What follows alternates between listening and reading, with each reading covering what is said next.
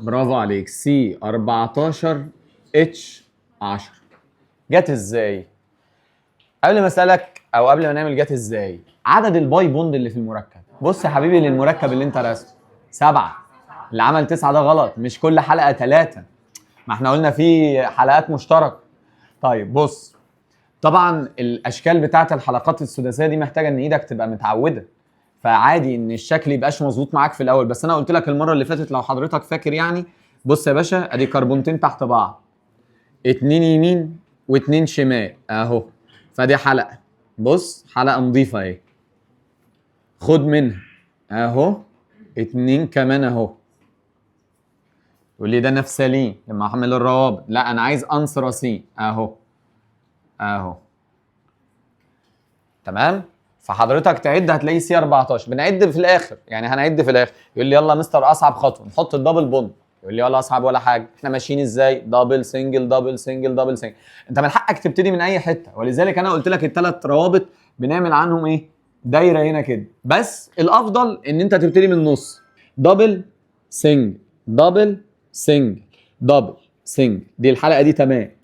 خش على اللي وراها، دبل سنجل دبل سنجل دبل، نفس الكلام كده. دول تمام، ما تحطليش هنا، ما ينفعش. يبقى انا ده ما في هنا وهنا خلاص. طب ده سنجل يبقى دبل دبل. شكرا. تحس ان ال 14 كربونه كل كربونه فيهم حواليها واحده دبل واثنين سنجل بعد ما اكمل الهيدروجين. يقول لي طب الهيدروجين فين؟ دول اللي في النص دول خلصوا، يعني ما ينفعش تحط لهم هيدروجين تاني. دي يبقى ناقص لها هيدروجين 2 3 4، دول تمام كده. 5 6 7 8 9 10 اهو. فيبقى سي 10 اتش كام؟ طيب لما اجي اقول لك عدد الروابط باي، يبقى انت بتعد الدبل بوند. فانت لما تيجي تعد 1 2 3 4 5 6 7 يبقى عندك كام باي بوند؟ طبعا زي ما ممكن اجي اقول لك تعالى نعد السيجما، كل الروابط تتعد. دول كتير بقى. اي رابطه سنجل سيجما، اي رابطه دبل فيها واحده سيجما واحده ايه باي، فانا هعدهم كلهم. تمام؟ يبقى شوف بقى اعدهم كلهم ما فيش اي مشكله. طب دي مولوكيولار، الامبيريكال بتاعتك يا باشا اقسم على الاثنين يبقى سي 7 اتش ايه؟ اتش 5. تمام يا ريس؟ ها حد عنده مشكله في ده؟ حصه النهارده من اهم الحصص اللي عندنا في المنهج. انا جاي اعلمك ايه النهارده؟ حاجه واحده، ازاي اعمل تسميه للمركبات. ازاي اسمي مركب عشان نبقى على نور. الحاجات دي ما بتتذاكرش. طب دي ميزه يا مستر. ايوه طبعا يعني انت هتروح انا هذاكر ايه؟ مش هتلاقي حاجه. هتشوف الحصه والسبورات دلوقتي عامله ازاي، انت بتفهمها معايا هنا، وبتطلع من هنا ان شاء الله بتعرف تسمي ازاي مركب. وهنشوف، هنختبرك في اخر الحصه طبعا. فانت كده كده الموضوع ده مهاره عايزين نبتدي نعملها. تسمع كلامي ان شاء الله حتى بعد الاجازه في خلال حصتين 3 انا هخليك تبص للمركب كده تسميه في ثانيه، ولا خطوات ولا نيل. بس خليك صبور على نفسك. يعني انا بقول امتى؟ حصتين 3، مش يلا النهارده عايزين نروح نحل الواجب انا عايز اجيبه بمجرد النظر. لا، ما مش هعرف. واحده في واحده، بقول لك مره في مره هرسم المركب هتعرف تسميه على طول في ثانيه. تمام؟ طيب الحصه اللي فاتت عملنا شجره عيله كده وقلنا هيدروكربون وهيدروكربون ديريفاتيف، واتفقنا ان احنا هنشتغل على الهيدروكربون، وقلنا الالكانز او العيله اللي هي الاوبن تشين، وعرفناها قلنا ساتيوريتد اوبن تشين اليفاتيك هيدروكربون اورجانيك كومباوند، وقلنا الدلع حتى بتاعها مين؟ بارافيس. احنا بقى مستمرين في الالكان دي الدرس الثاني والثالث. الثاني عايز اعلمك التسميه، وفي ميزه. اي نعم هي تسميه الالكان دي عيله لوحدها، ولكن انت لو ظبطت العيله دي كانك ظبطت بقيه العائلات. يعني بقيه العائلات نفس طريقه التسميه بس حاجات بسيطه هي اللي مختلفه بقى. فاعتبر ده اساس المنهج بالنسبه للتسميه. يقول لي حلو، عايزين نعمل حاجه يا مستر اسمها نومنكلتشر للالكان، يعني تسميه الالكان. التسميه عندك نوعين، حاجه اسمها كومون نيم وحاجه اسمها ايوباك نيم. ايه يا مستر الكومون نيم؟ قال لي الصراحه حبيب قلبي دي تسميه كانت قديمه، علماء الكيمياء القدام اعتمدوا فيها على السورس اللي بيتحضر منه المركب لاول مره، او اللي بيستخرج منه المركب لاول مره. اصل ما كانش فيه زمان مركبات كتير. يعني ايه؟ مش فاهم. هقول يا عم انت عارف بعض المركبات الكومون نيم اصلا من غير ما تدرس. ازاي يعني يا مستر؟ هقول لك بسيط. ده مش انت عارف اسمه؟ حد يقول لي عارفه. ده اسيتيك اسيد. الله ينور عليك. اهو اصلا اسيتيك اسيد دي تسميه كومون، المصدر بتاعه كان حاجه زمان اسمها الاسيتم، وكلمه اسيتم باللاتيني يعني فينجر، يعني خل. فمن اسيتم قال لك هو الاسيتم ده الخل ده فيه حمض الخليج ده، او بنقول عليه الاسيتيك اسيد بس، فبقى سموه اسيتيك اسيد. ده قيس على كده بقى كله. يعني مثلا الزبده لقوا فيها اسيد مفيد. الزبده يعني ايه؟ بطر، قال لك بس بيوتريك اسيد. نخل في زيت النخل، زيت النخيل ده اللي هو الجذع ده لما بيتعصر وبيستخلص منه بعض الزيوت بياخدوا منه اسيد، قال لك النخله اسمها ايه؟ بالميتيك اسيد. ما احنا ما كانش عندنا طريقه، فنعمل ايه؟ نجيب على المصدر وقيس من ده كتير. يعني في اسيد هندرسه ان شاء الله في الدرس ال11، ربنا يحيينا ويحييكم كده، حاجه اسمها فورميك اسيد. انت عارف الفورميك اسيد ده قصته ايه؟ كان في نمل بيجري في الصحراء كده، النمل ده احمر، مش النمل بتاعنا، لا النمل الكبير الاحمر ده، عارفه؟ شفته قبل كده؟ ما علينا، نمله كبيره قد كده، النمله دي اسمها الفورمايكا. اسمها ايه؟ طحنوها واخدوا منها بعض المواد بنستخدمها دلوقتي في الادويه، قال لك اسمها الفورمايكا، يبقى الراجل ده اسمه فورميك اسيد. جاي منين؟ من الفورمايكا دي. يا عم قيس على كده كتير. اليوريا، قال لك اليوريا دي بتطلع فين؟ في اليورين بس، فسموها يوريا عشان طالعه في اليورين، وهكذا. مفيش طريقه. ولكن مع تقدم العلم وابتدى المركبات تكتر، وابتدى بقى معلش انت عالم مثلا في امريكا، واحد تاني في الهند، واحد تاني في مصر، واحد تاني في السودان، فاهم قصدي؟ احنا عايزين طريقه كلنا نفهم المركب. زي ما اجي اقول لك ايه؟ ميثان، تقول لي اهو الميثان ده انت هنا عارف ان هو كربونه و4 اتش. بره في اي دوله في العالم اي حد مختص بعلم الكيمياء دارس مبادئ كيمياء تقول له ميثان، يفهم الميثان ده على طول التركيب الكيميائي ايه والصيغه ايه والدنيا بتاعته ايه، كربونه و4 اتش. الطريقه دي اسمها ايه؟ ايوباك. الايوباك نيم او تسميه الايوباك. اولا كلمه ايوباك دي التسميه بقى اللي احنا هنشتغل عليها وده الاساس بتاعنا، انما حاجه زي دي هتتحفظ، ملهاش طريقه. يعني ما يجي لنا تسميه ايوباك هنحفظها كده. وعلى فكره معظم المركبات اصلا ملهاش ايوباك لان ملهاش كومون نيم لان ملهاش مصدر. مش احنا قلنا اغلب المركبات تم تحضيرها معمليا وما كانش لها مصدر اصلا، فوارد تلاقي الاسم له كومون او ملوش، لو له هنحفظه زي ما هو. طب ايه تسميه الايوباك دي بقى يا مستر؟ قال لي اولا ايوباك ده اختصار لمنظمه اسمها International Union of the Pure and the Applied Chemistry، المنظمة أو الاتحاد العالمي للكيمياء البحتة والتطبيقية. ما يشغلكش حاجة زي WHO، منظمة الصحة العالمية. أي اختصار بقى الحاجة هو بيبقى اختصار للمنظمة. أيوة، إيه المنظمة دي؟ يعني مجموعة من العلماء ما يتخيروش عن حضراتكم كده، قعدوا قعدة عرب واتفقوا على طريقة هنسمي بيها المركبات. ليه؟ عشان انت تفهمها هنا، ده يفهمها هناك، اي حد في الدنيا يفهم. طيب عايزين نتفق على اتفاق رجاله ما بيننا وما بين بعض كده. حضرتك اسمك ايه؟ يوسف ايه؟ حلو. ليه؟ فكر. ايوه، ده رد محترم. الحاج الوالد والوالده وجميع اقاربه في العيله قعدوا قعده كده مع بعض لما الراجل جه بالسلامه وقال لك ده هيبقى اسمه يوسف، صح؟ هم نفس الكلام، قعدنا قعده عرب مع بعض، حطينا شويه قواعد هنمشي عليها، فما تجيش تقول لي ليه. يعني انا اقول لك هنعمل 1 2 3، ما اسمعش ليه دي، اسمع ازاي. مستر انا هسمي المركب ازاي؟ ما تقوليش ليه، هي مش طريقه علميه، ده هم قعدوا مع بعض لقوا طريقه ان احنا هنسمي بيها المركبات عشان نفصل المركبات عن بعض. واصله؟ فما تناقشنيش احنا هنعمل كده ليه، قول لي هنعمل كده ازاي. طب يا مستر هنعمل كده ازاي يا سيدي؟ قال لي بص، بالنسبه لتسميه الايوباك انت عندك الالكان ده ملوش الا شكل من 2، يا ستريت تشين يا برانشد. مش انت يا مستر قلت ان ده تبع عيله الاوبن تشين؟ فهو عمره ما يبقى سايكل، لا هومو ولا هتيرو ولا الحوارات دي، ده هو يا اما اوبن تشين ستريت يا اما ايه؟ برانشد. خلينا نبتدي كده. اول حاجه عندنا يا مستر عايزين نبتدي يا مستر الستريت تشين. واحد يقول لي حلو، تعالى مع بعض كده نسمي الستريت تشين. قال لي اي اسم في الدنيا هيبقى له حاجه عندنا اسمها البريفكس زائد حاجه عندنا يا مستر اسمها السافكس، مقدمه الاسم ونهايه الاسم. الصراحه يا مستر ودي حاجات يمكن انت لمستها يعني او عرفت اجزاء منها. قال لي البريفكس ده بيعبر عن النمبر بتاع الكربون اللي موجود في المركب تحت اي عيله. يعني ايه؟ يعني كلمه ميس دي بتعبر ان هو كربونه. هل يبقى لازم تبع الالكان؟ يقول لي لا، ممكن يبقى ميثان يبقى تبع عيله الالكان، ميثانول يبقى تبع عيله الالكحول، ميثانويك اسيد يبقى تبع عيله الله. يعني ميث دي اول ما اقولها لك في اي حته في الكيمياء تقول لي يعني ايه؟ 1 كارب بس باللاتين. يقول لي حلو. طب السفكس قال لي لا ده بيعبر عن الفاميلي نيم، نوع العيله بقى. واحد يقول لي كل عيله، واتفقنا مع بعض الكلام ده المره اللي فاتت، قلنا الكان السفكس بتاعك اني، الكين اني ان، الكاين اين واي ان اي، الكحول لما ناخد العائلات الثانيه اول، ايثانول، بروبانول، بيوتانول. ايه ده؟ يبقى في سفكس لكل عيله. يقول لي طب مالناش دعوه بالعائلات الثانيه، احنا اولاد النهارده احنا في عيله ايه؟ فانت كده كده من هنا لحد ما نخلص الحصه حضرتك كده كده اخرك ان.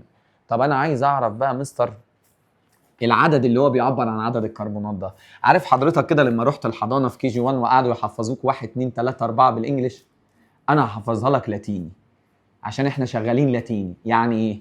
قال لي بص يا مستر، حضرتك لو المركب فيه واحده كربون ده هنسميه ميس، 2 ايس، 3 بروب.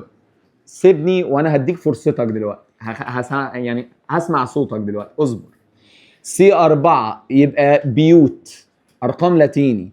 5 حاجه اسمها بنت، 6 هيكس، 7 هبت ورقه الكوتشينه، 8 ده بجد 8 اوكت جاي من اوكتوبس، 9 نون، 10 ديك. ميس ايس بروب بيوت بنت هكس هبت اوكت نون ديك. ده من 1 ل10 باللاتين.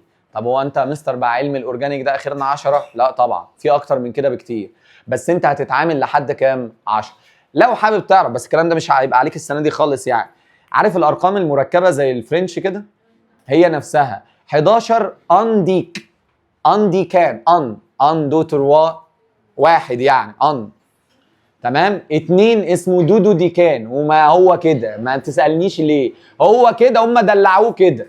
3 والله بكلمك بجد 12 اسمه دودو دي كان. 13 رجعنا بقى عادي تراي دي كان. 14 تترا 14 بيوتا دي كان، بنتا دي كان. 15 16 هيكسا دي كان، 17 هيبتا دي كان، اوكتا دي كان، نونا دي كان. 20 يبقى رقم تاني ونبتدي نكمل وهكذا. انما انا مهتم لحد كام؟ سمعني جمال صوتك. هنحفظهم هنا. انا عايزك الاسبوع ده كده وانت رايح جاي في الشارع كده تكلم نفسك انت ميس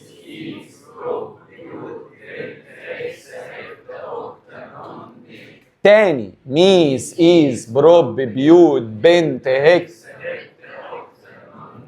وخلي بالك من حاجه، مش كل ما اجي اسالك على حاجه بقى تجيبهم لي من الاول. انا عايز اقول لك بروب يعني ايه تقول لي 3، هبت يعني ايه 7، امال اوكت ده عباره عن ايه 8، امال 6 يعني ايه هيكس، وهكذا. تمام يلا غني.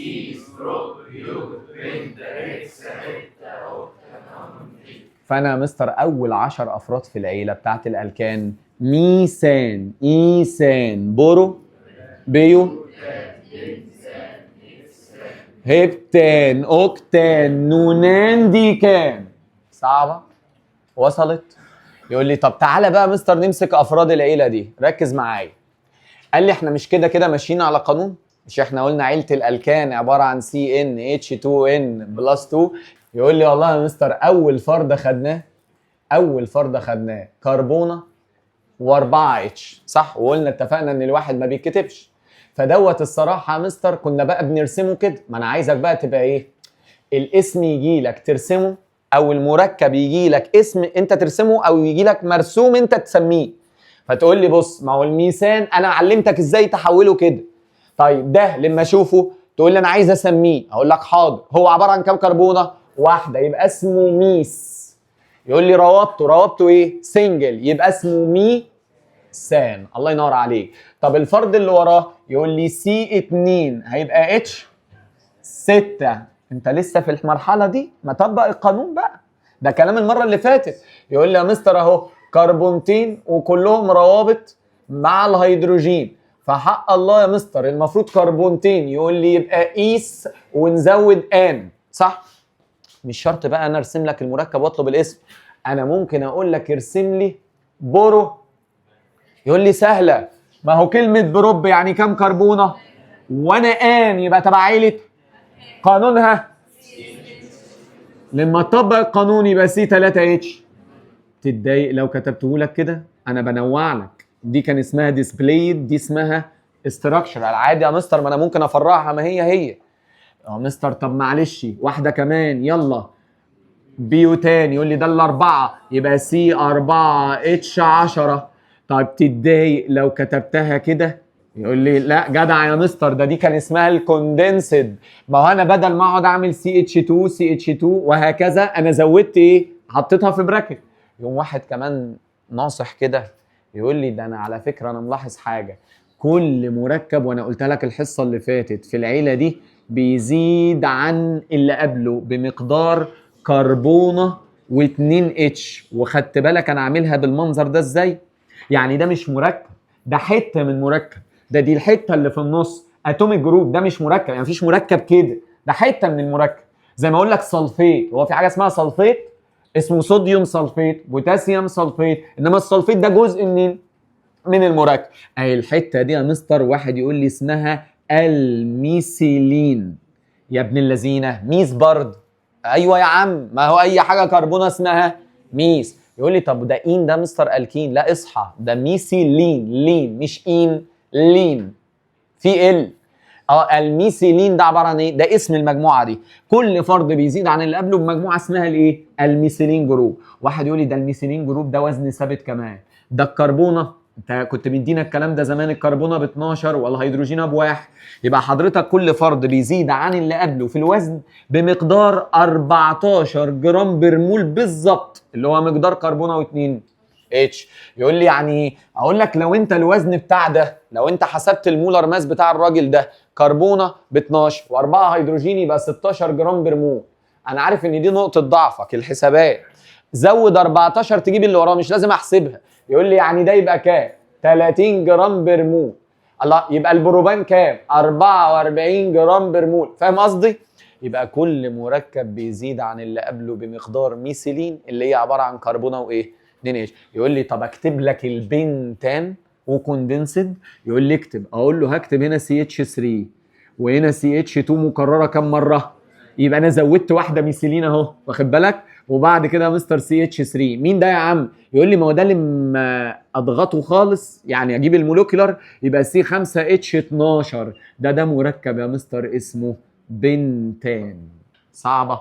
يبقى البنتان لما اقول لك مركب البنتان يحتوي على كم ميثيلين جروب؟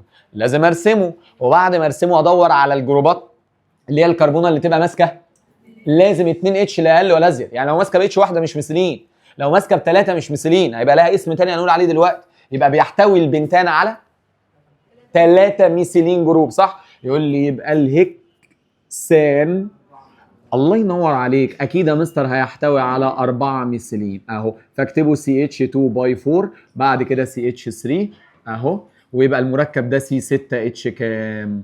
14. صعب يا ريس؟ ها في مشكله في الكلام ده؟ عارف العيله دي مع بعض، العيله دي مع بعض بنسميها هيموجينوس سيريز او هيمولوجينوس سيريز. يعني ايه هيموجينوس سيريز او هيمولوجينوس سيريز؟ مش هومو سايكل، انا بتكلم هيمولوجينوس سيريز، بالعربي اسمها سلسله متجانسه. يعني ايه سلسله متجانسه؟ افهمك.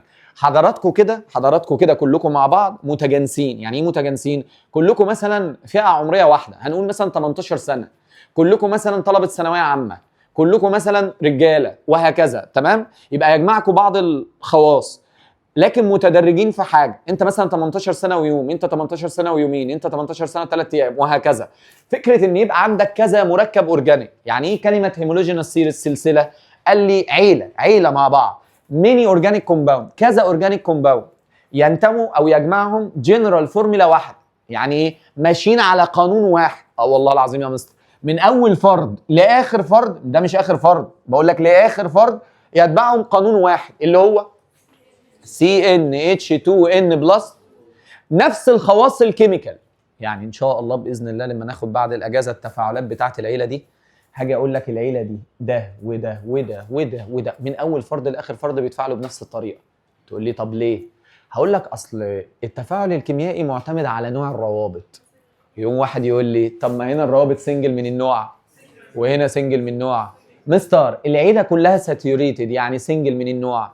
فمثلا لو قلت لك ده بيتحرق كله بيتحرق، لو قلت لك ده هيتفاعل بطريقه هنبقى ناخدها اسمها السبستيتيوشن، كله هيتفاعل بطريقه اسمها السبستيتيوشن. يبقى فكره ان احنا نبقى هيمولوجينوس سيريز يبقى عندنا نفس الخواص الكيميكال بالظبط لاننا مشتركين في نوع روابط، ولكن الخواص الفيزيكال جراديويتد، في تدرج في الخواص الفيزيائيه. يعني ايه مثلا؟ يقول لي مثلا اول افراد العيله دي بيبقوا غازات، يعني الميثان ده غاز، الايثان غاز، البروبان غاز، البيوتان غاز. يبتدي المركب يزيد في عدد الكربون ويتقل الوزن بتاعه فيبتدي يتحول لسائل. البنتان ده هناخده سائل، الهكسان ده سائل، يجمد اكتر يبتدي يتحول لسوليد. يبقى في تدرج ولا ما فيش تدرج؟ يبقى التدرج في الخواص الفيزيائيه معتمد على التدرج في المولر ماس. وفعلا يا مستر كل مركب بيزيد عن اللي قبله بمقدار 14 جرام برمول اللي هي اسمها مجموعه الميثيلين. حتى الميلتنج والبويلنج بوينت هتلاحظ الكلام ده ان شاء الله لما ناخده، انا مش هحفظه لك بس هتلاحظ ان البويلنج بوينت بتاع ده اعلى من ده، البويلنج بوينت بتاع ده اعلى من ده، وده طبيعي. يبقى يعني ايه تعريف هيمولوجينوس سيريز؟ على فكره انا مش مهتم انا وانتوا بالتعريفات، انا بس عايزك تبقى فاهم.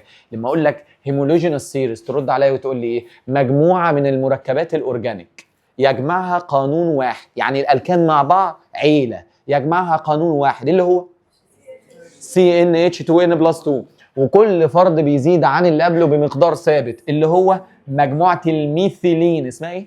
ميثيلين اللي هي CH2 تقدر بكام جرام؟ 14 جرام برمول. ولذلك متشابهين في الخواص الكيميكال، العيله كلها نفس الخواص لانها نفس نوع الروابط، ولكن متدرجين في الفيزيكال بروبرتي. ليه؟ للتدرج في المولر ماس. صعبه. وبناء على الحته دي جه سؤال، شوف احنا في الدرس الثاني وانا اشرحها في الثاني اهو، جه سؤال عليها في المقالي في الدرس اللي فات، يجيب لك مولر ماس لمركب ويقول لك مين المركب. ان شاء الله انت راجل عندك ضمير وشفتها في الفيديو، نشرحها تاني عشان اللي كروتها انت، ما انت اكيد شفتها. انا متاكد ان انت اكيد شفتها، ما بتخمش يعني. مهم اجي اقول لك انا معايا الكان، الالكان ده يا جماعه المولر ماس بتاعته 142 جرام برمول، علما بان الكربونه ب 12 والهيدروجين بواحد. قول لي ايه اسم الالكان والموليكولار فورمولا بتاعته؟ قول لي يعني سهله جدا. هنعمل ايه؟ قال لي انا يا مستر قانون الالكان ايه؟ ما انا مش هقعد احسب واحد واحد لحد ما اوصل ل 142. طب ولو قلت لك 360 هتقعد تحسب واحد واحد؟ لا، هنستخدم القانون. قانونك ايه يا ريس؟ يقول لي يا مستر قانوني CnH2n+2، كل ده وزنه المفروض بكم؟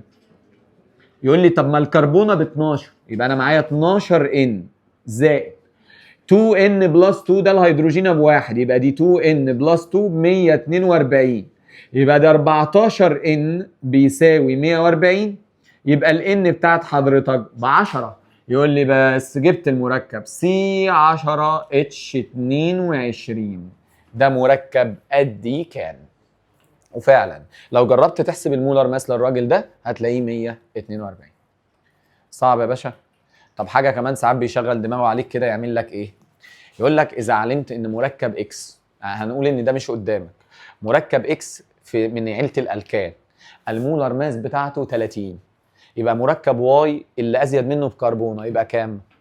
هتقعد بقى تقول لي هو مين الاكس؟ يا عم ما توجعش دماغي ودماغك يا باشا، زود 14 على طول، يبقى الراجل دوت 44. فاقول لك طب ال 44 ده يطلع مركب ايه؟ تقول لي هنحسبها بنفس القانون، يطلع لك C3H8. يبقى انا لو انا مركب ليا وزن اللي قبلي في السيريز يبقى اقل مني ب 14، اللي بعدي في السيريز، يعني ايه بعد مني في السيريز؟ يعني ازيد مني بايه؟ كربونه اللي هي مجموعه الميثيلين. صعب يا باشا الكلام ده؟ فهمت يعني ايه هومولوجينوس سيريز؟ تمام. واحد يقول لي حلو، اللي احنا خدناه ده يا جماعه، ده اللي احنا خدناه ده هو تسميه الستريت تشين. طب انا مستر معلش مش كل المركبات ستريت، ده دي الفئه الاقل، ده بالعكس ده الفئه الاكتر برانشد. طب عايز اعلمك ازاي تسمي البرانشد تشين. واحد يقول لي حلو، بس يا مستر انا ملاحظ حاجه، ما هو انا عشان تعلمني ازاي اسميه لازم اعرف ايه البرانشات الاول، يعني ايه الحاجه اللي تقعد كبرانش. هقول لك، هفهمك قصدي. انا مثلا معايا دلوقتي مركب اهو، ده مركب ستريت تشين صح؟ فاكر لما كنت بعمل كده واقول لك كده بقى ايه؟ كنت بتقول لي كده برانشد، حلو، مش دي كده الاستريت تشين اهي؟ ده كده يعتبر البرانش صح؟ انا عايز اعرفك بقى ايه البرانش. ايوه ما هو مستر السي اتش 3، ايوه ما هو مش ده الوحيد، في كذا واحد ممكن يقعد كبرانش. يقعد كبرانش يعني يبقى هو الدراع اللي هيتصل فيه الاستريت تشين. جميل؟ يقول لي حلو، يلا تعالى بقى مع بعض كده. ايه الحاجات اللي تقعد كبرانشات؟ هما حاجتين، حاجه انت عارفها وحاجه ما تعرفهاش. تعالى نبتدي باللي انت ما تعرفوش. جروب عندنا اسمها يا جماعه الكايل جروب، او اسمها الالكايل راديكال، او بنديله رمز ار. ايه الالكايل جروب وايه الالكايل راديكال؟ ايه الار دي اصلا؟ قال لي دي عباره عن اتوميك جروب، مجموعه ذريه بس اورجانيك، زي السلفيت كده يا جماعه بس اورجانيك بقى، يبقى هي اورجانيك اتوميك جروب. نوت فاوند الون. يعني ايه نوت فاوند الون يا حبيبي؟ يعني مفيش مركب اسمه سي اتش 3. اه صح، واحد يقول لي هو في حاجه اسمها سلفيت بس؟ يعني فكر في الان اورجانيك كده، في حاجه اسمها نيتريت بس؟ مش لازم الاناين ده يبقى ماسك في كاتاين؟ يبقى هو مش مركب، ده هو حته في المركب مش موجوده لوحدها. طيب بنشتقها او درايفد من الكورسبوندنج الكان، فهمك يعني ايه حاله، عن طريق ان حضرتك تعمل ريموف ل1 هيدروجين اتوم مع استبدال الان اللي هو السافكس بتاع العيله. رجع ظهرك لورا يا بيه وركز معايا. بايل اللي هو السافكس بتاع عيله الالكايل. جميل. سيبك من التعريفات، انا قلت لك ما تركزش قوي، احنا اهم حاجه تبقى فاهم يعني ايه الكلام ده. قال لي بص، كل فرد في عيله الالكان، مش دي عيله، شيل من كل فرد اتش يطلع لك الدراع اللي هيقعد. ايه الدراع ده؟ الالكايل. يا مستر انا مش فاهم حاجه، هفهمك. يلا نمسك واحده واحده وبالراحه ومع بعض، ما قلناش حاجه. انا دلوقتي اول فرد عندنا مين؟ يقول لي الميثان. مش انت عارف ان ده اسمه الميثان؟ يقول لي طيب شيل منه اتشايه. يوم واحد محنك يقول لي مستر اني اتشايه؟ يا عم انت هتقرفنا، ما تشيل اي نيله، ما هي الاربعه زي بعض. ايوه يعني اني واحده، اليمين ولا الشمال؟ يا عم شيل اي حاجه اهي، بقت سي اتش 3 ومعاها رابطه. يقول لي انت ليه راسم رابطه؟ عشان انا الكربون لازم يبقى 4. فانا لو عملت كده يعني كاني خليت الكربونه ناقصه اتش اهي، ناقصه الاتش دي مثلا، الحته دي اللي يمسك بيها على الاستريت تشين. مش فاهم؟ شكلك مش فاهم، افهمك. دي انا لسه راسمها حالا وقلنا ده كبرانش. انا بعرفك مين دي. دي اصبح اسمها ميثايل. اسمها ايه؟ ميثايل. ده الدراع من الاخر يا بهوات، ده الدراع اللي هيمسك على الاستريت تشين. يعني لو دي تشين ده البرانش اللي عليها. اهو البرانش ده اسمه ايه؟ ميثايل. جت منين بقى؟ قال لي ما هو انت مستعجل، الميث كربونه، وبدل ما ان يبقى عيله الكان هو ميثايل، يعني هزود له واي ال. صعبه؟ يقول لي طب معلش يعني انت شلت الاتش دي ليه يعني؟ يا عم مضايقاك؟ اهي اهي، وامسك من هنا. يقول لي طب واشمعنى اللي تحت؟ اهي، تقرفش اللي خلفونا بقى، اهو اهو يا عم ماسكه. المهم هو معاه 3 هيدروجين، يعني معاه 3 روابط، يبقى الرابطه الرابعه دي اللي هيمسك بيها مع مين؟ مع التشين بتاعتك. وصلت؟ يقول لي بقى طب هل الدراع ده لازم يبقى كربونه؟ اقول لك لا. يعني ايه؟ يعني يا مستر انت مش كان عندك مركب اسمه السي 2 اتش 6؟ السي 2 اتش 6 ده بالله عليك اسمه ايه؟ طيب شيل اتش. يقول لي يبقى سي 2 اتش 5، بس كده غلط، لازم اطلع منه رابطه. ما هو ده مش مركب، ده جزء من المركب صح؟ ويبقى بدل ما اسمه ايثان يبقى اسمه، حتى مستر تعالى نفكه مع بعض بالراحه بقى. ما هو السي 2 اتش 5 دي ممكن اكتبها كده ومش غلط، وممكن اكتبها كده. يقول لي دي معاها 3 هيدروجين اهي، ودي معاها 2 هيدروجين اهو، صح يا جماعه؟ وادي ماسك بالرابطه صح؟ والرابطه دي على فكره ممكن تبقى مع اي حته في الكربون، يعني ممكن اشيل اي اتش من اي كربون. يقول لي ما ده الايثان اهو، والله يا جماعه ده الايثان اهو، ممكن اشيل دي او دي او دي او دي، اي واحده. اهم حاجه اللي فاضيه دي هو اللي هيمسك فيها في المركب. ده الدراع. يقول لي كل بقى الكان ها C3H8 اسمه بروبان.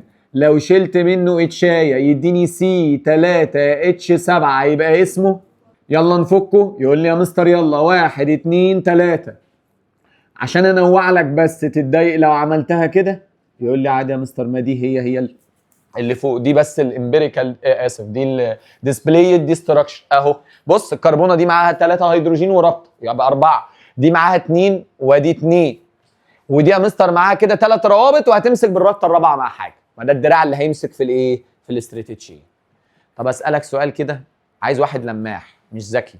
الاورجانيك فاز ذكي وغبي، فيها لماح ولا لا؟ تعرف تحط للالقايل قانون؟ كدب ظني فيك، كدب ظني فيك وانت. يقول لي واحنا هنخترع الذره، هو ده قانونه ايه؟ CnH2n زائد 2 وبتقول هتشيل اتش، يبقى قانون العيله دي ايه؟ CnH2n بلس. طبق القانون. يقول لي اه والله يا مستر. C3 2 في 3 ب 6 و1 7، C2 2 في 2 ب 4 و1. يقول لي طب ما انا معلش، ما هو كل فرد هيبقى ليه. يعني ايه؟ يعني انا لو عايز اكمل عادي انا ممكن اكمل الميثان ميثايل، ايثان بروبان بيوتان اهو. ادي البيوتايل، مش ده C4H10 اللي هو البيوتان؟ لو شلت اتشايه يديني C4H9 اللي هو مجموعه اسمها مجموعه. نفسي افكه، تقول لي فكه ايه المشكله يعني؟ اهو CH2 CH2 CH2 وفي الاخر CH3 وما تنساش الربطه. واحد يقول لي لا معلش انا مش عايز اعمل الربطه هنا، نوع لي كده يا مستر عشان يجي في دماغي انها مش فارقه. حاضر، حط يا باشا هنا CH3 وخلي CH2 هنا والربطه هنا. فارقه؟ لا، ما انا لازم امسك في حاجه. يعني دي الكربونه دي 4 ودي 4 ودي 4 ودي 3 وبالربطه دي تبقى 4، يمسك من هنا. وصلت؟ بالله عليك فهمتها؟ يبقى ايه هي مجموعه الالقايل؟ دي البرانشات اللي هتقعد على الاستريت تشين من الاخر. فعشان كده بقول لك هي عباره عن اورجانيك اتوميك جروب نوت فاوند الون، يعني مفيش حاجه اسمها ميثايل في الطبيعه، مستحيل، صح؟ مفيش حاجه اسمها مفيش مركب اسمه ميثايل، هو اسمه ميثان. ده الميثايل ده الدراع اللي بيقعد، الايثايل ده الدراع اللي بيقعد. ولذلك يا مستر هي تشتق من الالكان عن طريق نزع 1 هيدروجين، اشيل 1 هيدروجين من الالكان مع استبدال ان بايل ميثان بروبان، انطقوا مش عايز خرص، بنتان. فبالتالي القانون بتاعها بدل ما يبقى CnH2n بلس 2 يبقى CnH2n بلس. صعب. طب ايه الحاجه الثانيه اللي ممكن تقعد كبرانش؟ ودي سهله الصراحه وانت عارفها. قال لي يا مستر حاجه خدناها زمان اسمها الهالايد. يقول لي ايه؟ ما خدتش انا الهالايد. والله يا مستر واخدها. خلينا نقول هالوجنز. الهالوجنز الواحده منها اسمها هالايد. يعني انت راجل مذاكر فلورين كلورين برومين ايودين، فانت تعرف هالوجين صح؟ الواحده بقى يقول لي الاف نيجاتيف دي او السي ال النيجاتيف او البي ار النيجاتيف او الاي النيجاتيف اسمها هالايد. حتى بص دي اسمها ايه؟ فلورايد كلورايد انطق يخرس برومايد ايودايد صح؟ اخره اي دي اي عشان كده سميناه هالايد. يقول لي طب حلو، ده التسميه الكومون، دي التسميه الكومون الشائعه او التسميه الان ايوباك او بنقول عليها ان اورجانيك. كنا تقول صوديوم كلورايد صوديوم برومايد صح؟ طب في الايوباك بنعمل ايه؟ قال لي بنشيل الاي دي اي، الاي دي اي ده بيتشال ونحطها او بس مكانها. يعني يبقى اسمه ايه؟ فلورو كلورو لحن برومو ايودو. دي التسميه الايوباك. يعني ده لما يقعد كبرانش ما يتسماش كلورايد يبقى اسمه ايه؟ كلورو. البروم يقعد ما يبقاش اسمه برومايد يبقى اسمه ايه؟ برومو. صعب يا باشا. السبوره دي تتذاكر ازاي؟ السبوره دي تتلخص ازاي؟ انا اصلا ما شرحتش حاجه. يعني ايه؟ يعني تقول لي انا هذاكر ايه اصلا؟ ما هو انا عارف طريقه التسميه، ما هو انا دي انا شرحت الاستريت تشين.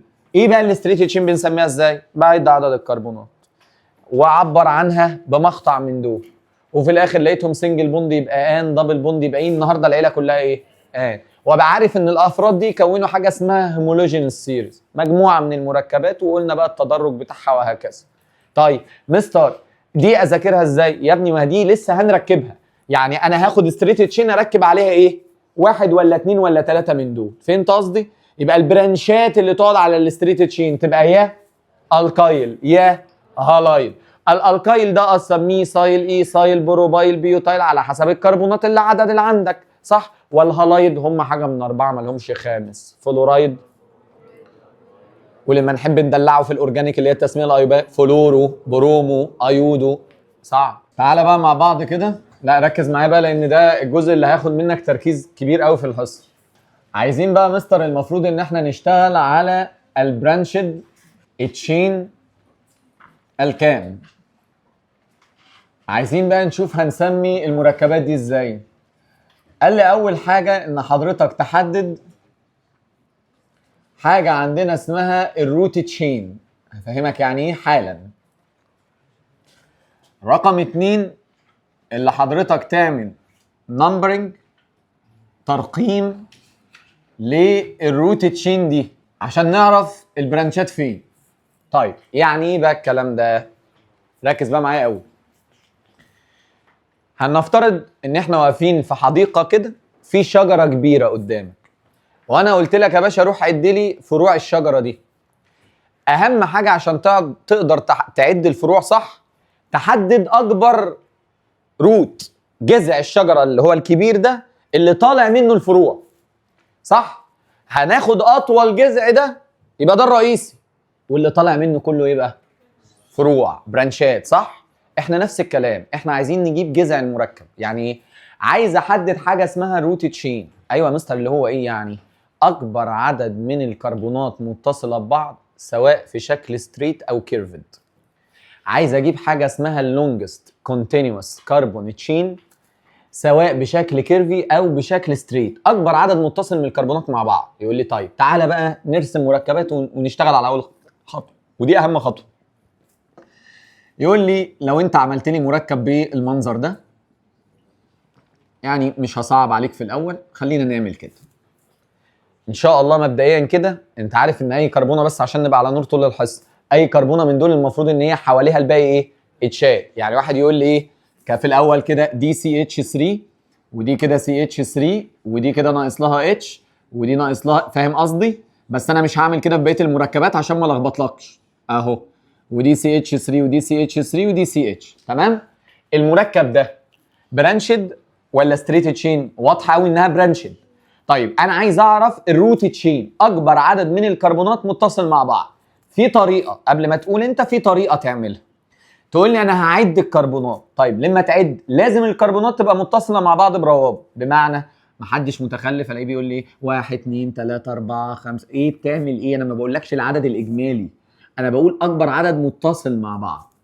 يقول لي حلو، لازم ستريت، يعني لازم امشي كده كده؟ يقول لي لا، ممكن تبقى ستريت وممكن تبقى بكيرف، عادي ما عنديش اي مشكله، اهم حاجه يبقوا متصلين مع بعض. طيب انا عشان عيني ما تزغللش، تعد من الكربونات اللي على الطرف تروح للطرف الثاني. واحد كده يقول لي يعني من تيرمينال لتيرمينال، بمعنى ما الاقيش واحد عبيط يقول لي يلا 1 2 رايح فين؟ دي مش البدايه. يقول لي ما هي على الطرف يا مستر، الكربونه دي يا مستر وسط ما بين كربونتين، صح؟ يبقى ما ينفعش ابتدي العد من عندها. واحد يقول لي يعني هتعد منين؟ قال لي هعد من تيرمينال، دي تيرمينال، دي تيرمينال، دي تيرمينال، دي تيرمينال، دي تيرمينال. ينفع اعد من هنا؟ لا. هنا؟ لا. هنا؟ لا. يبقى لازم اعد من على الطرف. يقول لي حاضر، 1 2 3 من طرف لطرف اهو. اقول له صح، بس دي اطول حاجه، ده دول كده 3. يقول لي لا. اقول له ماشي، 1 2 3 4 برضه صح، بس انا عايز الاطول. هي كعد انت بتعد صح، بس انا عايز الاطول. يقول لي طب يا مستر اسيبك كده تقول لي هي اطول حاجه هنا كام؟ 6. جت ازاي؟ يقول لي 1 2 3 4 5 6. ما ايدك ما تقطعش، لازم تمشي بروابط. يعني ما تقوليش 1 2 3 رايح فين؟ رايح بتنيل ايه؟ دول كونتينوس، دول ماسكين بروابط. 1 2 3 4 5 6 1 2 3 4 5 6. فاقصى حاجه كام؟ يقول لي بص جبتها، دي كده الروت تشين بتاعك، ده اللي هيبقى السفكس على بعض. يعني ايه؟ يقول لي هو 6 يعني هيكس، وكلنا سنجل بوند يبقى هيك، ده كده السفكس بتاعك. طب والبريفكس البرانشات اللي موجود، يقول لي ده كده بره السلسله، مش ده اللي احنا لسه ماسحينه من هنا اسمه الميثايل، وده ميثايل وده ميثايل، فدول هيبقوا مين؟ البريفكس بتاعي. يبقى اول خطوه واهم خطوه هي تحديد اطول كربون تشين. ممنوع ان حد يسال لحد ما اخلص، ماشي؟ عشان بس تركزوا. تمام؟ يقول لي حلو، لا قدر الله لا قدر الله، ما انا هنعلم لك في الامتحان الاسئله، انا لقيتك دي اعملها بنتان، صفر صفر كده، ادولك منور كده وارمي السؤال، حتى لو انت كاتب اللي قبل كده صح، لان اللي قبل كده ده معتمد على ده. لو جبت واحده زياده واحده اقل باظ الاسم، لقب العيله باظ، فاللي جاي كله باظ. يبقى احنا اهم حاجه نركز فيها هي اختيار اطول عدد من الكربونات متصل مع بعض. ماشي يا باشا؟ يقول لي طيب هعمل لك انا شويه اشكال زباله كده، ماشي؟ ما تتضايقش، انت شوف بس اكبر عدد من الكربونات متصل مع بعض، اكبر عدد من الكربونات متصل مع بعض. يقول لي هنبتدي نعد، ماشي؟ 1 2 بتعمل ايه؟ ما بعدش من النص. طب 1 2 الله يخرب بيتك بتعمل ايه؟ ما ينفع، انا بحاول اعمل الغلط اللي انت هتعمله في البيت. انا مش بقول لك كده عشان نضحك، انا بقول لك كده عشان تتعلم. ده ما ينفعش تعد كده، لازم كونتينوس كربون تشين. يقول لي ماشي، 1 2 3 4 5، هي على عيني وراسي بس مش اطول حاجه. 1 2 3 4 5 6، ماشي بس مش الاطول، انا عايز الاطول. 1 2 3 4 5 6 7، او 1 2 3 4 5 6، لا يبقى السبعه صح. يقول لي بس يبقى دي كده، شايف ده شكل ستريت؟ لا كيرف، ده عادي خالص. دي كده ستريت تشين، دي اللي تشين بتاعتك، دي اسف كده اللي تشين بتاعتك. كام كربونه؟ 7. يقول لي 7 يعني هبت، وكلنا سنجل بوند يبقى هبت، ويبقى ده برانش وده برانش وده برانش. على فكره ما انا لسه هكمل لها، ولا انت ناسي؟ اوعى بالله عليك اوعى تنسى، مفيش كربونه قاعده لوحدها كده اهو. دي اسمها ميثايل ودي هيبقى اسمها ميثايل وهيبقى صعب بالله عليك. ها تمام. انا كل مرحله هاجي انقل هعمل تيست بسيط، التيست نجح وشغلت دماغك وبقيت حلو، نخش على اللي وراه. لقيت الدنيا مضلمه، هقوم جاي شارح تاني. فتعال نجرب نشوف سيادتك مركب زي ده اطول كربون تشين. مين اللي عايز 4؟ برافو عليكم، غلط. ليه؟ هو دايما ماشي في السالك. يقول لي ما هي 1 2 3 4، او 1 2 3. بص هو بيعد ايه؟ بيقول لك 1 وانا كاتبه ايثايل، يقول لي دي ايثايل لازم افكها. يعني ايه؟ يعني اوعى تشتغل على مركبات كده. الله، طب اعمل ايه يعني يا مستر؟ ايوه فك. فيبقى دي سي اتش 2، مش احنا لسه عاملينها سي اتش 3، فكده طولت اللي تشين اهي، بدل ما بقت 4 بقت 5. يقول لي طب ما هو ال5 دول بقى بنتان وعليه برانش بدل ما 4 يقول لي طب ما انا كنت عاملها 4 وعليه ايثايل. يا ابني ما هو انت لما تيجي تعد فروع الشجره ما ينفعش اخد فرع كده من الجنب واقول ده الفرع الرئيسي والباقي يبقى فروع. انا بشوف اطول واحد الاول يبقى هو الاصلي، يبقى هو الروت تشين، والباقي يبقى البرانشز. فهمت قصدي؟ حاسك مش فاهم. مثال كمان معلش، 1 2 3، واقوم جاي عامل لك هنا سي 3 هنا اتش 7.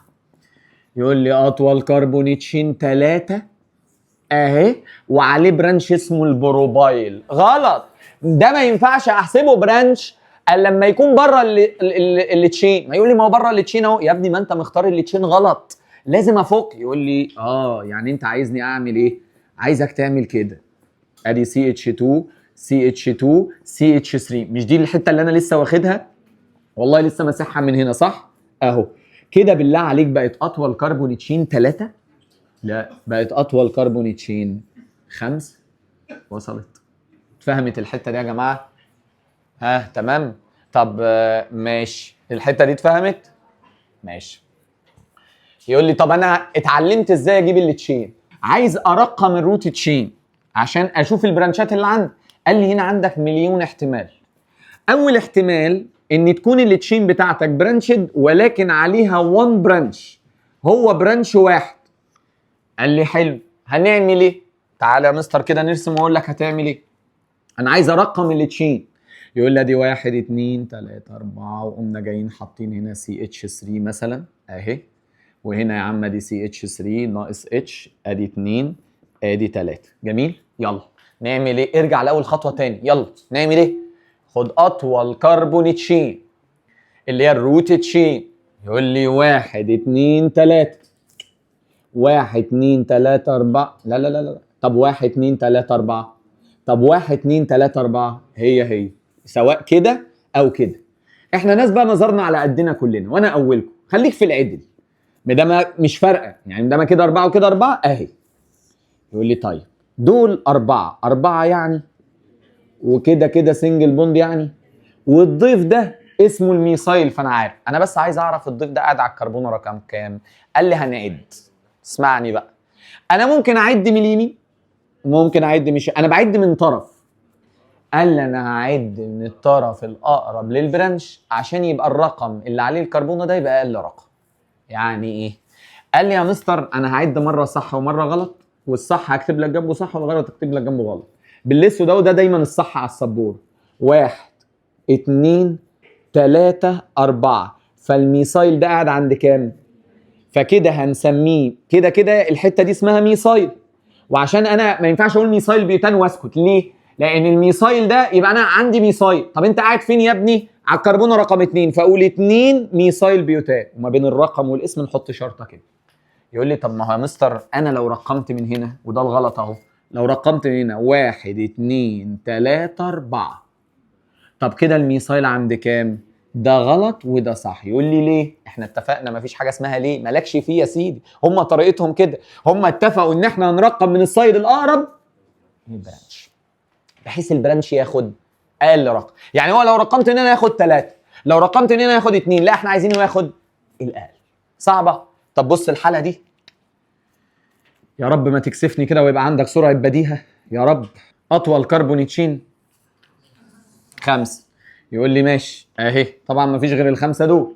5 يعني بنت وسنجل بوند يعني. يقول لي ده برانش، ها نرقم منين؟ مش فارقه، ما هو في النص صح. مش انت قلت انا اهم حاجه بالنسبه لي ان انا ارقم من السايد اللي يديني اقل رقم؟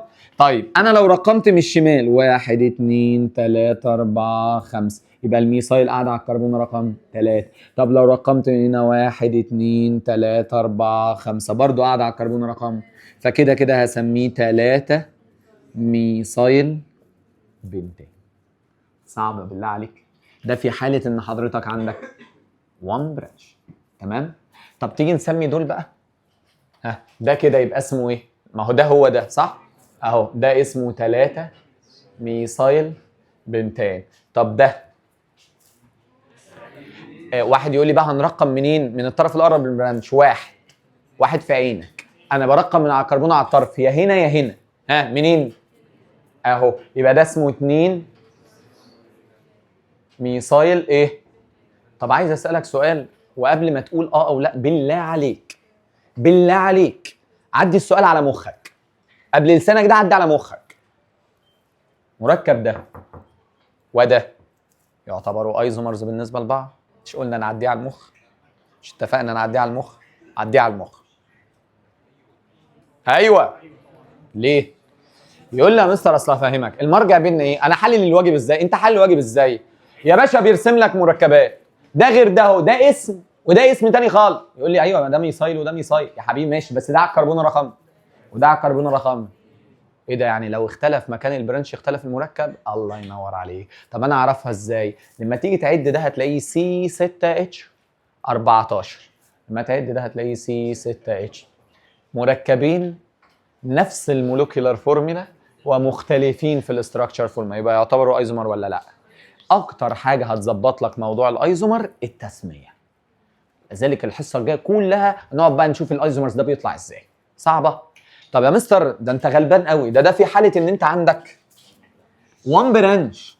هو يعني الراجل هيجيب لك 1 برانش؟ اكيد لا، هيجيب كذا برانش. ولا يهمك، جاهز انت برضه. هنعمل ايه؟ قال لي ولا اي حاجه. تعال نشوف الحاله الثانيه. لو عندي مور ذان 1 برانش، ويكون المور ذان 1 برانش دول زي بعض سيميلر. يعني ايه؟ يعني انا هيبقى عندي ميثايل وميثايل كلنا ميثايل مثلا. طب ما ممكن يبقوا ميثايل وحاجه تانية. خلينا بس ان هو نفس الحاجه دلوقتي. هنعمل ايه؟ قال لي تعالى نرسم مركب. انا دايما ارسم لك حالات ونشتغل عليها، هي المذاكره كده. ولذلك وانت بتذاكر في البيت المذاكره بتاعتك ان انت تحل على الحاجات دي.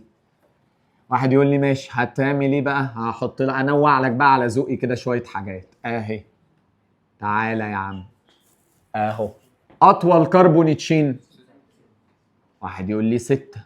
مش جايه معاكوا اكتر من كده؟ واحد يقول لي 1 2 3. 1 2 3 4 5. هبل ده بقى. 1 2 3 4 5. ايوه مستر انا جبت الستة. 1 2 3 4 5 او كده. يعني يا كده يا كده يا كده. فاهم حاجه؟ اهي. خد العدل، خليك في العدل. يقول لي طيب 6 يعني هيكس، وبما انه كله سنجل بوند النهارده العيله كلها هيك سان. يقول لي ادي برانش اسمه الميثايل، وادي برانش اسمه الميثايل، وادي برانش اسمه الميثايل. عندي مشكلتين. الاولى هعد منين؟ التانية هكتبهم ازاي؟ هقول لك سهله. العد، الكتاب بيقول ان احنا هنعد من السايد اللي يدي سمشن الكربونات اللي عليها البرانشات اقل ما يمكن. انا هعد منين؟ قال لي من السايد اللي يديني سمشن الكربونات اقل ما يمكن. يعني مش فاهم حاجه، يعني ايه؟ افهمك. حضرتك هتعد من الناحيه اللي يبقى مجموع الكربونات، مجموع ارقام الكربونات اللي عليها البرانشات دي رقم صغير. يقول لي والله انا مش فاهم منك حاجه. يعني ايه برضو؟ عايز ايه؟ هقول لك. احنا هنعد مره من اليمين ومره من الشمال وناخد اقل عده. ماشي. يعني ايه بقى اقل عده دي؟ قال لي يعني انا مثلا هنا 1 2 3 4 5 6، ودي العده الصح. الميثايل تسالها يا ميثايل انت قاعده على الكربون رقم كام؟ تقول لك انا قاعده على الكربون رقم 2. وحضرتك قاعده على الكربون رقم كام؟ تقول لي 2. وسيادتك قاعده عند الكربون رقم كام؟ 4. مجموعهم 8. يقول لي يبقى انا بعد العدد اللي عن عدد الكربونات او رقم الكربون، مش بعد البرانشات. مش تقول لي دي برانش 2 3. البرانش ده قاعد على الكربون رقم كام؟ 2، والتاني 3، والتاني 4، والتاني 5 مثلا في مثال تاني. تجمع العدد الايه؟ بتاع ارقام الكربونات. طب يا مستر انا لو عديت من الشمال معلش. يقول لي 1 2 3 4 5 6، ودي عدة غلط. هقول لك ليه دلوقتي. عد بقى. الميثايل دي عند، ودي عند، والتانية عند، كده مجموعهم. يقول لي دي كده عدة غلط ودي عدة صح. لا اله الا الله. هنقعد نعمل كده كل مرة؟ لا، ما انا هقول لك على حاجة احلى. انسى الكتاب خالص. هنعمل ايه؟ انا هدي المركب نظرة كده اشوف الزحمة فين. هنعد مش ناحية بقى كل الهجص اللي هو قاله. انا هروح للزحمة. هنعمل ايه؟ هنروح للزحمة. يعني ايه؟ وسطن المركب بنظرك كده. يقول لي بقول لك ايه، انا حاسس ان البرانشات ناحية اليمين، يبقى انا اعد يمين. طب البرانشات ناحية الشمال، اعد شمال.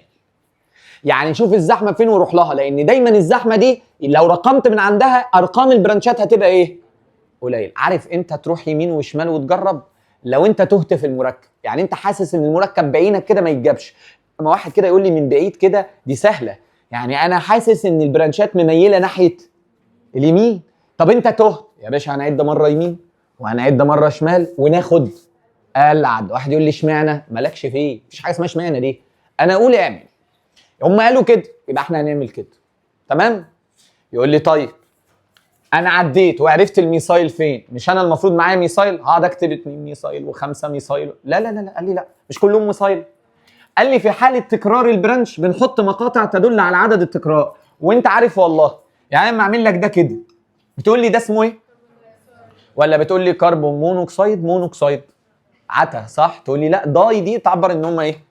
صح؟ طب لو عملت كده تراي، صح ولا ايه؟ فانا هقول لك ايه، لو الحاجه متكرره مرتين نحط مقطع داي، متكرره 3 مرات نحط تراي. خلاص بقى انت بقيت خبير لاتيني. 4 يبقى تترا، 5 يبقى بنتا، 6 يبقى هيكسا، 7 يبقى هيبتا، وهكذا. صعب بالله عليك؟ فيقول لي يعني انا بدل ما اكتب الميثايل 3 مرات اقوم جاي كاتب تراي ميثايل. صعبه؟ واحد يقول لي بس هو في لقطه صغيره، مش انت لما تقول تراي ميثايل هكسان يعني في 3 ميثايل؟ انا عايز اعرف فين بالظبط، ما هو بيبقوا مبعترين، فلازم اكتب ارقام الكربونات. يقول لي طب احنا خلاص رقمنا من اليمين، يبقى الميثايل دي هنا 2 و2 و4 تراي ميثايل هكسان. بين الرقم والرقم بحط فاصله، بين الرقم والاسم بحط شرط.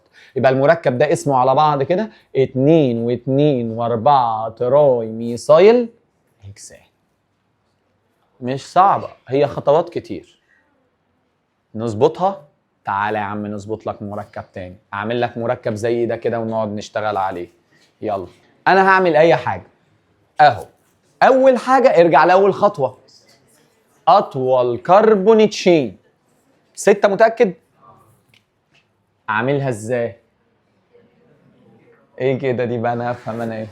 1 2 3 4 مش نافعه. 1 2 3 4 5 6 او 6 صح؟ اهي اشكال المعاقه دي صح؟ اهو. يقول لي طب مستر مش ده كده بقى برانش بره التشين؟ ده بقى برانش، ده يا باشا بقى برانش. انا ليه اعمل لك الشكل كده؟ عشان انا لما اجي اقول لك هرقم منين، اوعى تيجي تقول لي هنا طب ما ده شمال ولا ده من الصاد من القط يعني من الطرف صح؟ يقول لي طب انا مستر عيني مش جايباها ليه؟ لان انت بتبص له كده، بص له كده. بكلمك بجد، بص للمركب ميل معاه. فانت لما تميل معاه البرانشات فعلا فين؟ طب انا راجل اعمى كفيف بقى ملهاش حل، لا تقول لي مين ولا مش مين، خلاص اجمع بقى. يعني نعمل ايه؟ هعد مره من هنا ومره من هنا واخد اقل عدد. تمام؟ انتوا قلتوا هنعد من ناحيه الشمال، ماشي؟ 1 2 3 4 5 6 يعني. طب دول 3 ميثايل برضه، ارقامهم ايه؟ 2 و3 و4 تراي ميثايل هكسان. صعبه؟ راجل ابن ناس، ابن ناس يقول لي ده وده ايزومرز لبعض. شوف انا عمال العبك، عمال اعمل لك ايزومر وانت مش واخد بالك عشان تلقط. انا ما طلبتهاش منك دلوقتي، بس انا رسمتهم لك اهو. دول ايزومر ولا لا؟ ايزومر. طيب في حاله ان حضرتك عندك اكتر من برانش، والاكتر من برانش دول مختلفين، واحد يقول لي وانا لازم امسك في الميثايل؟ في ميثايل وايثايل وبروبايل وكلورو وفلورو وبرومو صح؟ لا ما تتوبش، ركز معايا، ما تتوبش لسه، احنا لسه بنقول يا هادي. افرض يا مستر انا عندي اكتر من برانش، عندي مور ذان 1 برانش، ولكن الصراحه المور ذان 1 برانش دول ديفرنت، مختلفين عن بعض. نعمل ايه؟ ارسم المركب الاول يا مستر، بعد كده قول لنا نعمل ايه. هرسم لك حاجه على ذوق انا، هشكل لك حاجه حلوه كده اهو. هنحط هنا ميثايل ونحط لك هنا ايثايل، يلا يا عم. ونحط هنا كلور على بروم، حط بروم كمان. اي حاجه اللي يجي في دماغي بحطه اهو. عايز اطول كربون، ما نرجع للاول. يقول لي اصبر كده مش هشتغل. ليه؟ مش دي مضغوطه؟ فك. يقول لي يعني ايه فك؟ يعني اعملها كده. مش فارقه يا مستر. ايوه في بعض الحالات مش هتفرق وفي بعض الحالات تفرق، هنا مش فارقه، بس الاحتياط واجب، ما تشتغلش على صيغه مضغوطه. ها 6 كده ولا كده؟ مش فارقه صح؟ خليك في العدل، خلينا في العدل. يقول لي اهو اللي بره ده ضيوف، برانشات عندنا، ضيوف قاعده عندنا اهو. ده ضيف اسمه البروم، الميثايل، كلورو. هنا بقى اسمه الايثايل، عشان شيطانك في البيت هيوزك يقول لك ولا المستر قال لك دي ميثيلين ودي ميثايل، فميثيلين ميثايل، وتلاقيك بقى ايه بتعجن بتضبش في البيت. دي كلها على بعض قلنا كربونتين، يبقى اسمها. طب ايه اللي يخليني ما اقولش ان ده برانشين؟ ان هي ماسكه برابطه واحده، فعندما ماسكه برابطه واحده يبقى ده ايه يا معلم؟ برانش واحد. فده برانش واحد على بعض اسمه الايه؟ الايثايل. يقول لي طيب هنرقم منين؟ طبعا الصح اليمين. 1 2 3 4 5 6. مجموع البرانشات يقول لي ادي 2 و2 و3 و4 و4. دول كام؟ ادي 12 15. تمام؟ طب هرقم هناك وده غلط لان الزحمه هناك، بس انت اللي تهت. وارد ده يحصل في الامتحان وارد ده يحصل في الواجب. عد مره يمين مره شمال وخد قال لي ايه؟ ترقيم. ادي 1 2 3 4 5 6. يلا يا باشا. ادي كده 3 و3 و4. ادي كده لوحدهم كام؟ 10 و5 و5. يبقى الترقيمه دي غلط. وصلت؟ يبقى ملناش دعوه بيها بقى عشان ما تلخبطكش. اهي احنا هنشتغل على اللي تحت. طب مستر انا عرفت الترقيم وعرفت ان هم 6 و6 يعني هكس وين. دلوقتي في مشكله.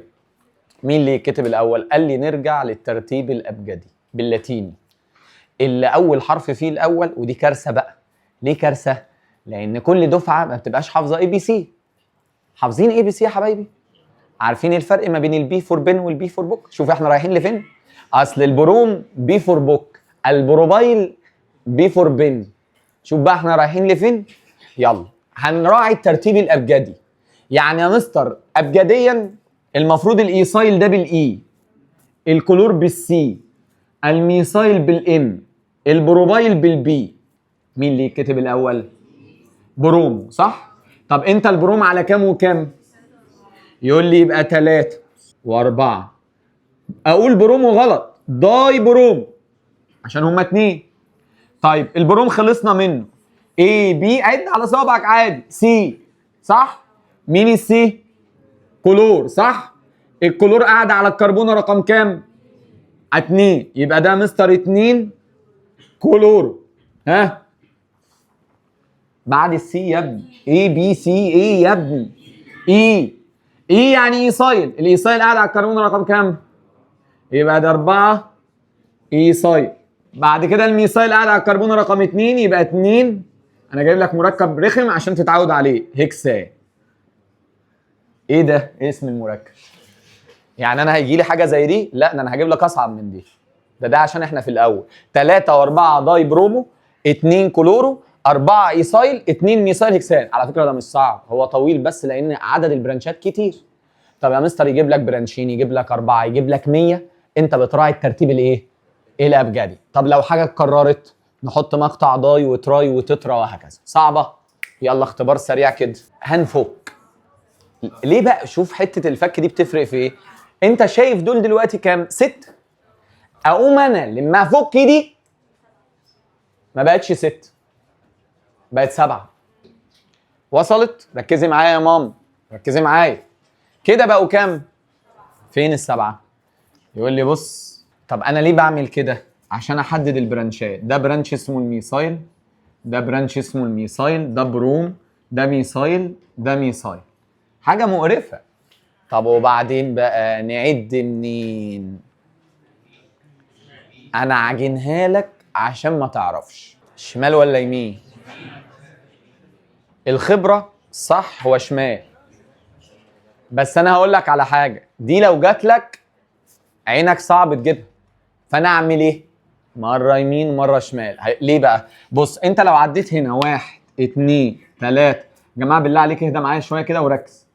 4 5 6 7، 7 يعني هبتان، صح؟ طيب هتقول لي 2 و3 5 و4 9 و4 كمان 13، 13 و5 18. انا اللي بزود عليك، ان شاء الله مش هيجي لك ده في الواجب. انما يا مستر انا لو عديت هناك يا نهار اسود كتير قوي. احنا قلنا كام العده من هناك؟ كام؟ طب عد من هنا بقى. تقول لي 1 2 3، ادي 3 و4 و4 8 و3، ده انت فاتح كلام 11. طب ادي 4 و5، 5 و11 16، 16 و6. لا خلاص انت شرخت كده. يبقى انت المفروض منين؟ الشمال. برضو هي في ميزه ان انت تجيبها، ان هي ايه؟ الزحمه بدايه من تاني كربونه، هنا الزحمه من عند.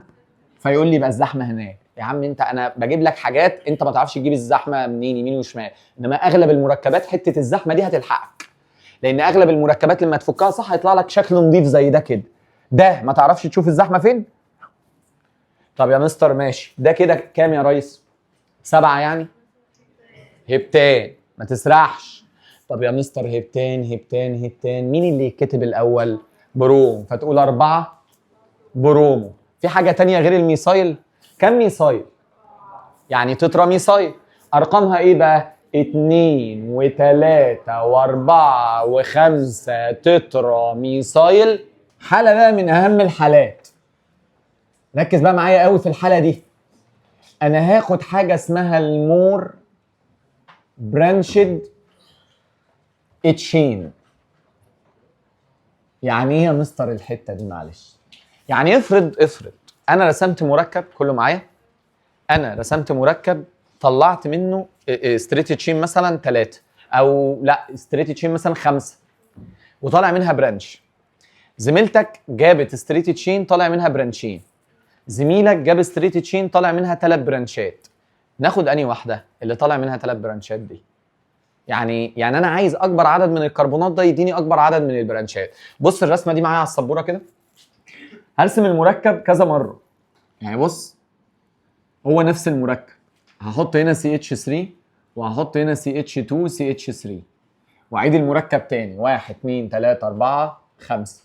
احط هنا CH3 واحط هنا CH2 CH3 واعيد المركب تاني. هو نفس المركب، ما برسمش مركب جديد ماشي، بس هقول لك في حاجه هتبقى غلط وحاجات هتبقى صح. يلا نقي اطول كربون تشين.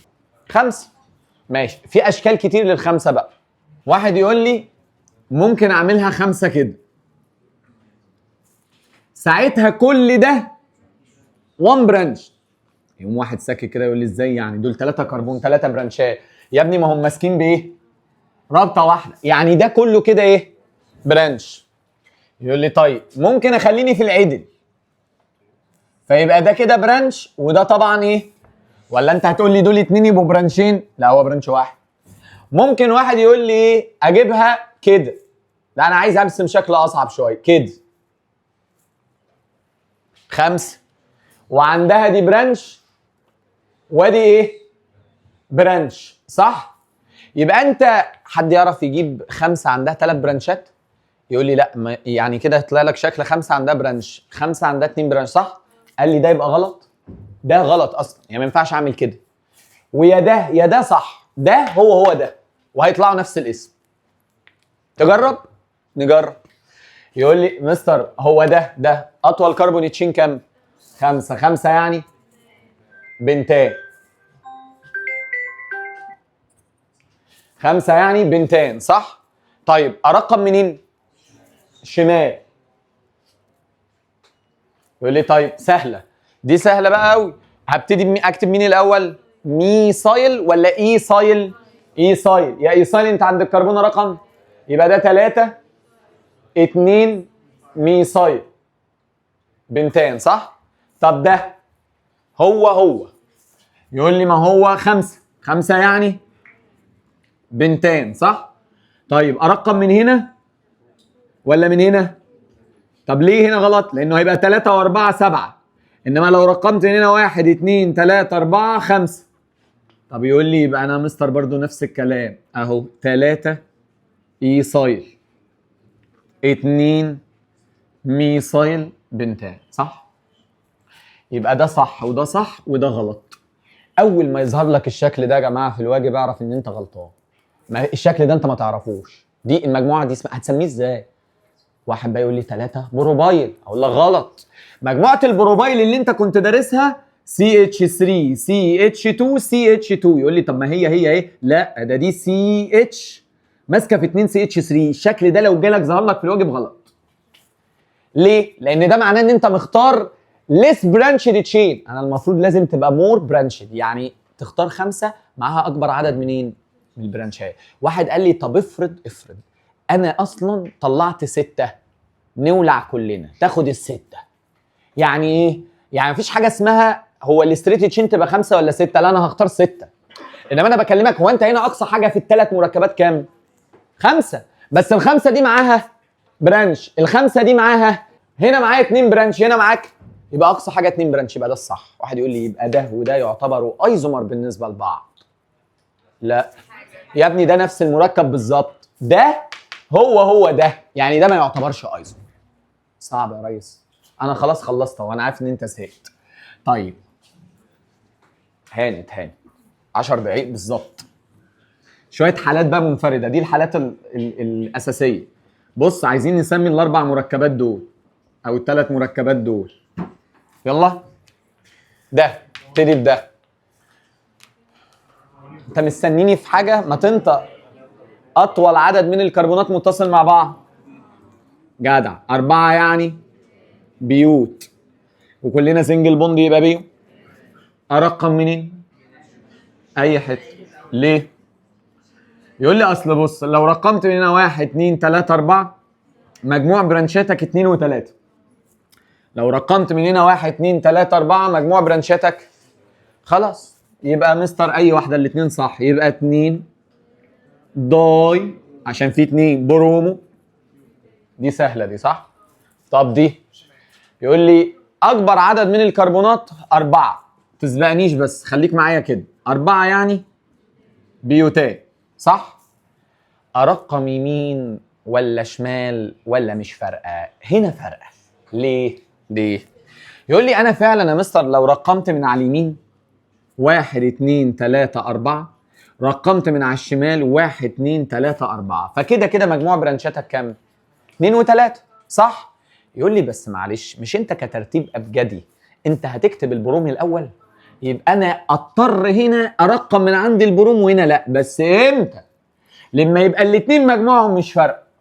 يعني يا مستر اول ما المح بروم اروح ارقم من عنده يكش يولع البروم. بقول لك في حاله انه في النص الاثنين مجموع البرانشات هنا 5 ومجموع البرانشات هنا 5 فانت بدامك كده كده مش فارقه. انت بقى هتكتب مين الاول؟ بروم ياخد رقم قليل. يبقى لازم ارقم من هنا ويبقى ده 2 بروم 3 ميثايل بيوتان. وصلت؟ ولو قلتها 3 بروم و2 ميثايل غلط. تخيل. يقول لي طيب يعني انا براعي الاول ايه؟ الزحمه مش فارقه يعني ما فيش زحمه يعني يمين وشمال واحد نراعي الترتيب الابجدي. يقول لي طيب هنا. يقول لي يلا مستر على البروم. يا عم يكش تولع انت والبروم في نفس الوقت يا ابني. وانا قلت لك ان انت اول ما تروح تشوف البروم ترقم من عنده. والله ما طلعت من بقي. انا بقول لك بنجيب اطول كربون تشين. اطول كربون تشين كام؟ 5. تقول لي 5 يعني بنتان. انت لو رقمت من هنا هيبقى عدد البرانشات بتاعك 3 و4 كام؟ انما لو رقمت من هنا عدد البرانشات بتاعتك هيبقى 5 صح؟ طب ما البروم ياخد رقم كبير ان شاء الله ياخد رقم 1000 انا مالي. ما هو انا مجموع البرانشات لازم يبقى اقل ما يمكن. فيقول لي بقى توزيع دي 3 بروم 2 ميثايل بنتان. اغلب الاشكال اللي هتجيلك مش هتبقى اشكال سالكه زي ما احنا رسمينها كده. اسمعني بس الله يكرمك. ممكن تبقى اشكال كوندنسد. يعني ايه كوندنسد؟ عامل لك براكتس. البراكتس عندنا في الجزء ده نوعين.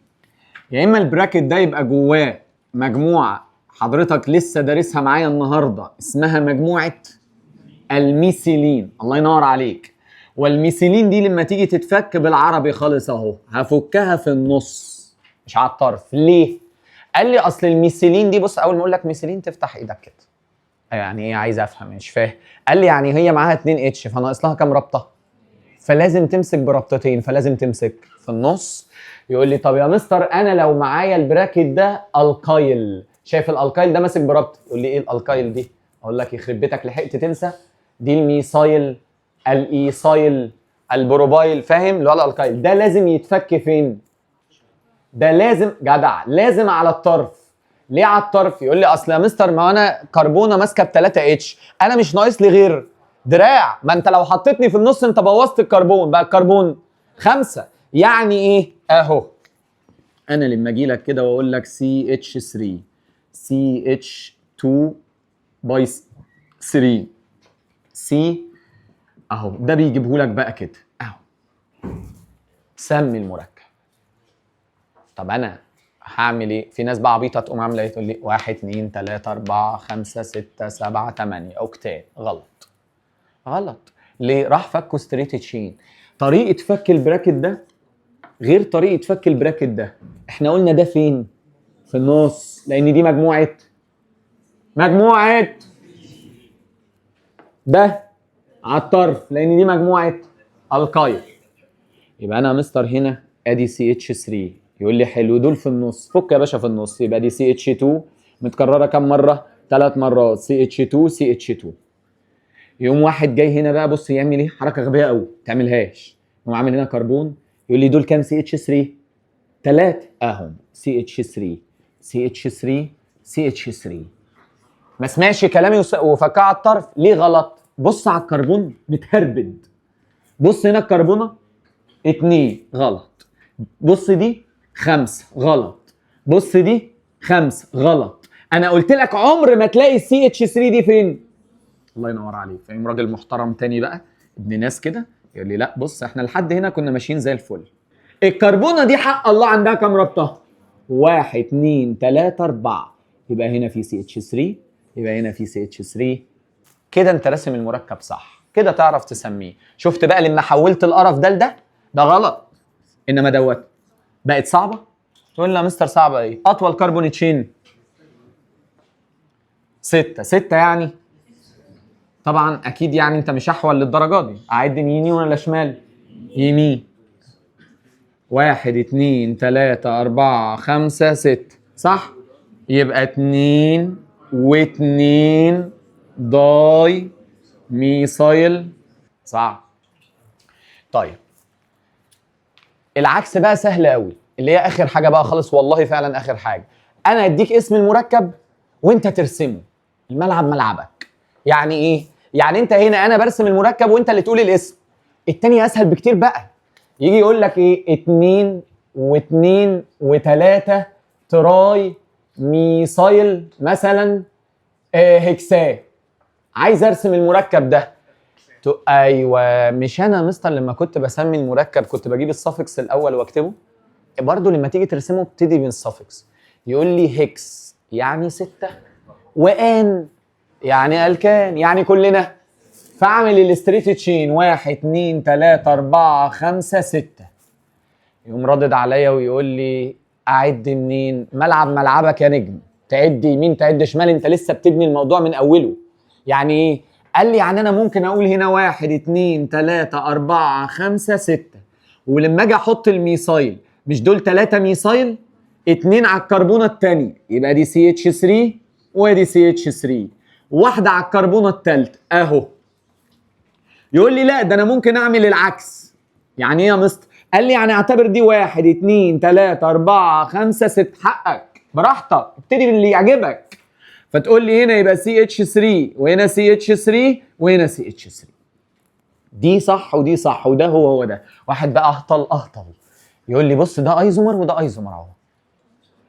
يا ابني ده هو ده. لف المركب طلع لك ده على طول. بدليل امسح الاسم ده وحاول تسمي دول. قال لي هاخد اطول كربون تشين 6 وهرقم من اليمين فيبقى 2 و2 و3 تراي ميثايل هكسان. طب ولو عملت هنا كده نفس الكلام 2 و2 و3. تمام.